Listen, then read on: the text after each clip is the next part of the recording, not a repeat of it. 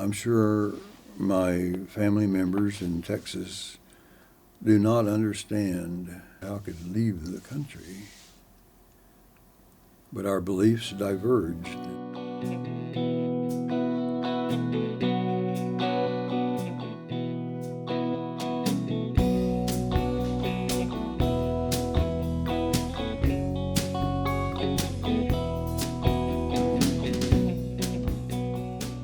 And over time, you live long enough and you begin to see beliefs change and diverge or merge or whatever. And mine have diverged from what I had in the childhood years. So my practical, wherever we lived in Texas, there was always work to be done, and I always learned to build things. And so if you look outside right now, everything you see we've built or, whatever. And so that's carried on right to the present moment, I guess, of being practical and having to have firewood and build stuff and fix things. And that's part of what I enjoy. I guess it's a base that I can stand on, a practical base. Then I can do this other fancy stuff. If I get my firewood in and shovel a driveway or whatever, then I can do some music or writing or something.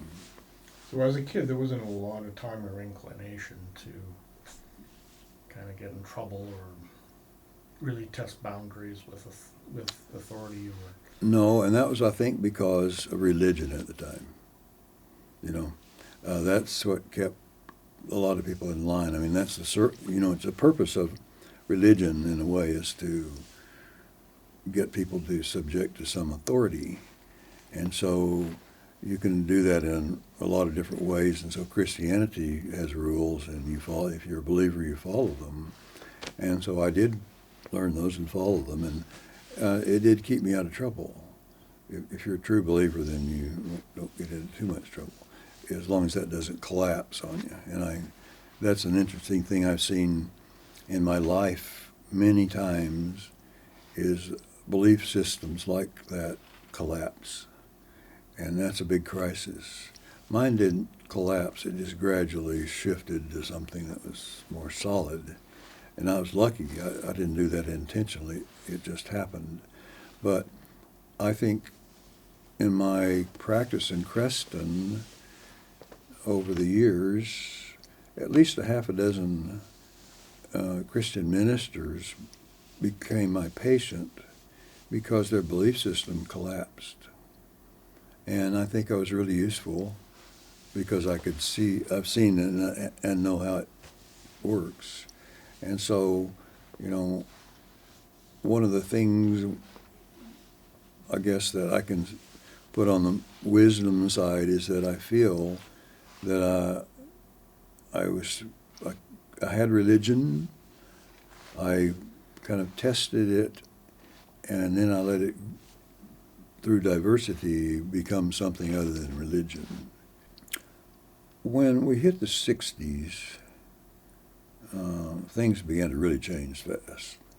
And so we were exposed to sexual information and all drugs and everything so fast that some people could handle it and some couldn't. And so things got extreme. A lot of acid trips produced some extreme experiences, good and bad.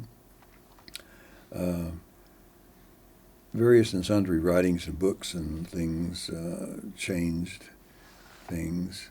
And if you allowed yourself to kind of experience some of that, not go into it and get lost in it, but experience it, then I think it changed you in a positive way. It made you solid.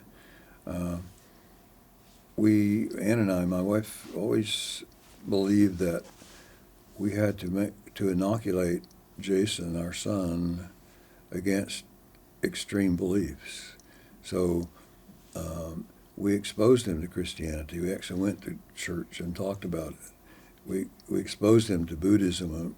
Alama lived with us for 2 years, and we were heavily involved with many families.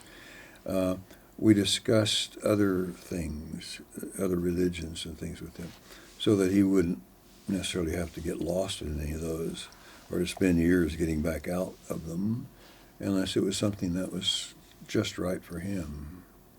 You talked about the Texas Panhandle and what, if I missed anything about it, and there are things I miss, and one of the things I miss the most, and look where I've chosen to live, you can't see 50 feet away, was how far you can see, and Happy is equivalent to the driest deserts in the world some days. And so if you're out in the country, there's a road usually every mile, literally. So the section is a mile by a mile, and so there's road everywhere. And a lot of those roads have telephone poles going straight along, and then they feed the houses if there are any. And you can, as you drive along, if you get in line, these telephone poles are in a line, you can watch them disappear far further than anywhere else you'll ever go. I mean, there are telephone poles floating in the mist way away. I mean, you can't tell how far they are. And I like that.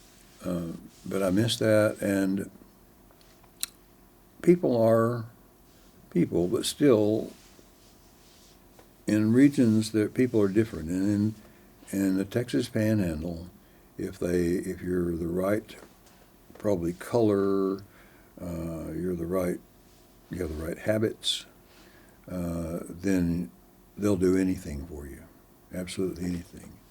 I wrote, I don't know if I should talk about it now, but when our house burned on Christmas Day, when I was in grade, I think 7,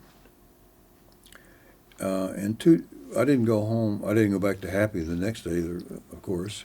My parents did. But by the next day after that, when I went home, we had a house completely filled with furniture, towels, everything you could think of right in the house that the community did.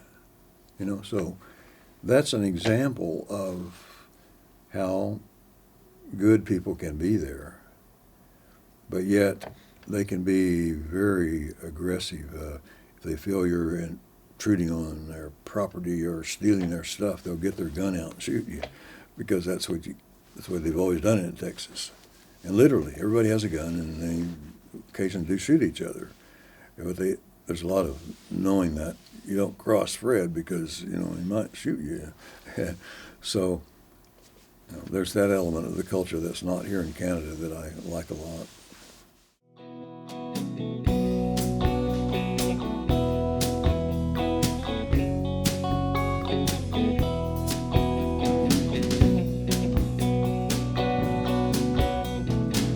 One guy living in a parking lot, one lady in a penthouse. He's rigid as a robot, and she's quiet as a mouse. Oh, some are living in a different universe. I went home all the time. So that's the other thing. No matter where I was, even when I was married, we went home all the time. I mean, it's just built in. You go at Christmas, you go home. Yeah. Thanksgiving, you go home. Actually, the best time I can remember going back was, I think, 2006.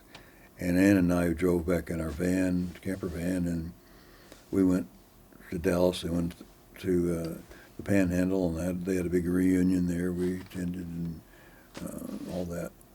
So, yeah, that's the last time I saw almost everybody. And then quite a few of them came to my mother's funeral, almost all of them. Yeah. Always had friends that were challenging. When I was a teenager, my friends weren't intellectual at all. We made hot rods, and we went to Amarillo and see if we could beat the big guys, And so, because I worked in a tractor shop, I had access to the shop and all the tools and everything else, and so that was all part of my life, is just building cars and learning all about cars and how to make them faster and all that. And that ended when I went to university, in a sense, but until then it was important, a little element of what I was doing. I think that people are basically the same, but now we're talking about culture. The culture is not always basically the same. It wasn't like a sudden sharp contrast. It was steps of realizing how things are worked different here. I mean, you don't know about socialized medicine until you experience it. You think, wait a minute, this is just medicine, you know, that you don't have to pay for. But those kind of things, over and over, are shocking. Went to the university the first year, and it's like, okay, well, we pay 7% and you pay 5% into your retirement. Well, I never thought about that before, and that was well planned. And then see the pension plans on top of that, and you know, suddenly you think, you know, the social safety net, as they call it, is real here. You can be more relaxed than you could ever be in the United States unless you get really successful somehow. Here, poor people can live almost as well as better off people because they have these things that take care of their needs. And so that wasn't an initial shock, but it was a learning curve that I had to see how different it was. Policing, totally different. You know, just on and on and on.